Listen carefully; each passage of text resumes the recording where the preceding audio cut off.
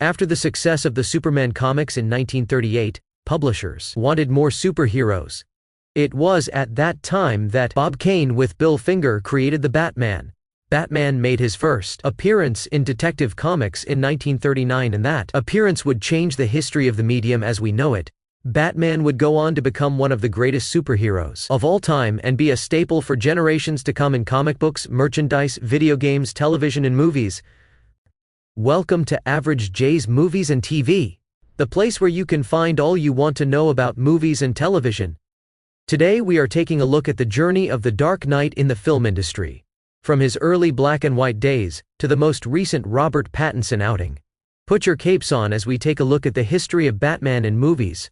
Our journey begins with Batman's first appearance on screen in 1943 during the golden age of Hollywood serials. Titled simply Batman, the 15-chapter theatrical serial starred Lewis Wilson as Batman and Douglas Croft as Robin. Unlike movies as we know them today, serials played in theaters one chapter at a time, usually weekly, ending each installment on a cliffhanger to keep audiences returning. This version of Batman is very much a product of its time. Released during World War II, it served as propaganda just as much as entertainment. The story centered on Batman battling a Japanese villain created specifically for the serial. The sets were cheap, the costumes were simple, and the Batcave, believe it or not, was first introduced here, making its earliest ever appearance in live-action Batman lore. The serial had rough production values, but it did something extremely important. It proved that Batman could work in live action on a big screen, even if that screen was part of a serialized chapter format. 6 years later, in 1949, Batman returned with a second theatrical serial titled Batman and Robin. This time, Robert Lowry took on the cowl, and Johnny Duncan played Robin. The 1949 serial featured a villain known as the Wizard, a masked figure who used powerful technology to threaten Gotham. The production values improved slightly from 1943, emphasis on slightly. The costumes fit better, the cinematography was cleaner, and the gadgets felt more in line with what audiences expected from comic book heroes.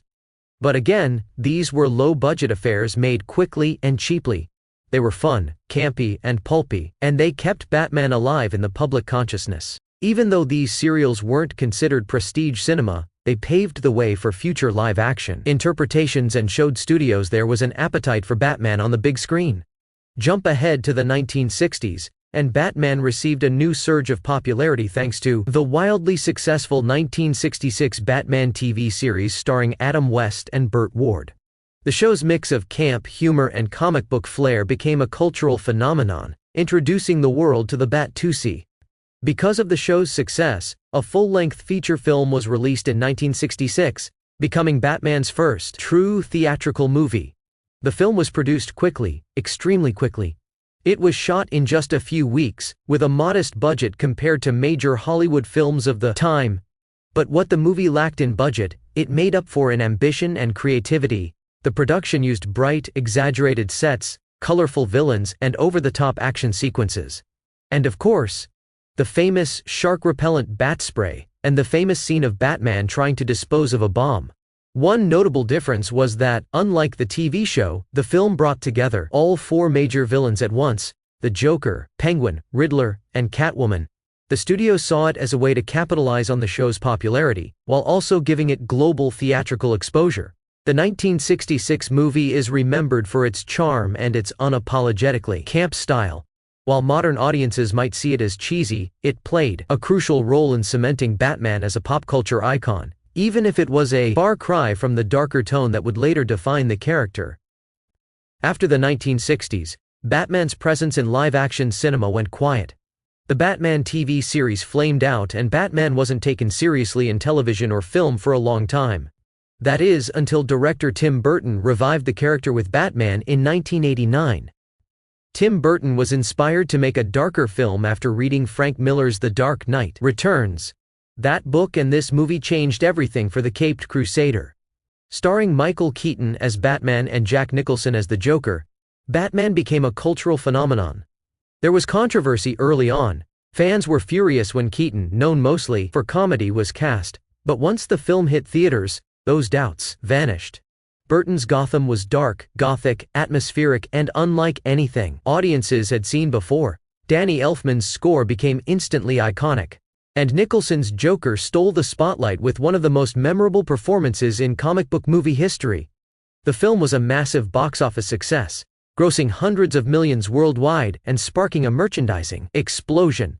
Batman became a household name again, this time not as a campy TV hero, but as a dark, brooding figure capable of dominating the summer blockbuster landscape. The success of Batman 1989 launched a modern era of superhero cinema and proved that comic book movies could be serious, stylish, and profitable. 3 years later, Burton returned to the director's chair with Batman Returns, where he had a large amount of creative control, and this time he leaned even harder into the dark, eerie, expressionistic style. Michael Keaton reprised his role, joined by Michelle Pfeiffer as Catwoman and Danny DeVito as the Penguin.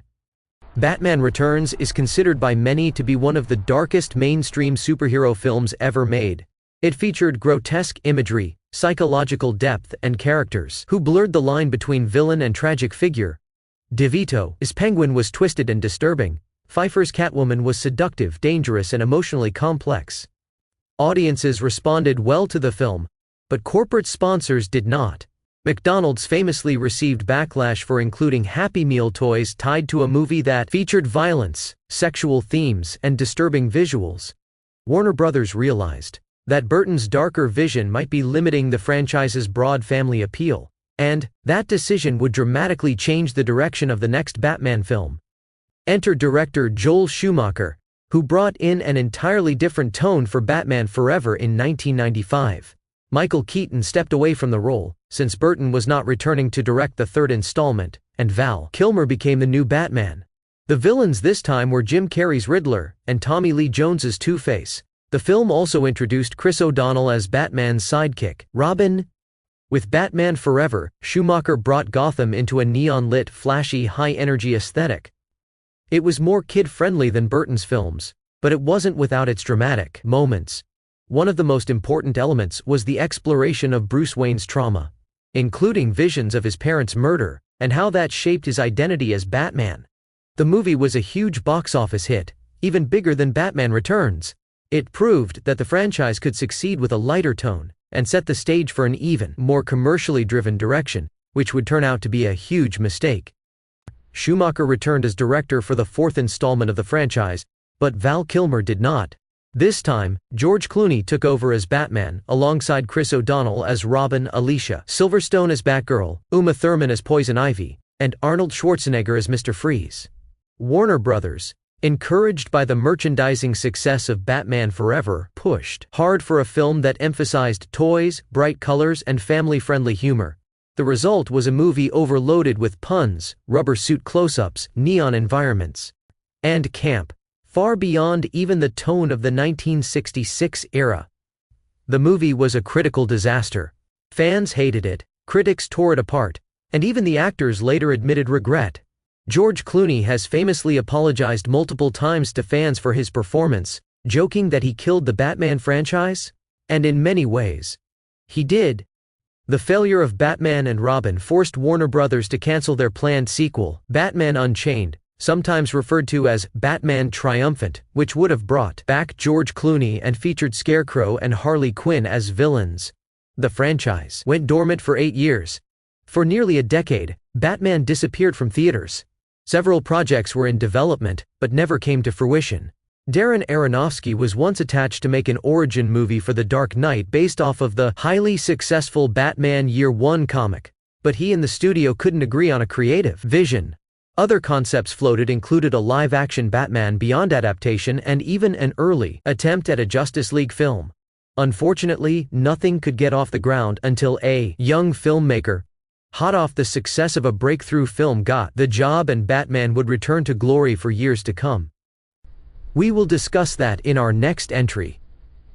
Thank you for joining us, and keep an eye out for part 2. Please share this video with your friends and Batman fans. Hit that like button and subscribe to the channel. Make sure to turn on notifications to find out more fascinating facts about the world of movies and television. What was your favorite Batman movie, and who was your favorite actor who portrayed the caped Crusader? Let us know down in the comments. If you enjoyed this video, check out all of our other videos on the channel, including the history of Superman in movies, We appreciate your support. If you have a movie or TV show that you are interested in learning more about, please leave it in the comments section below. Thank you all and be safe.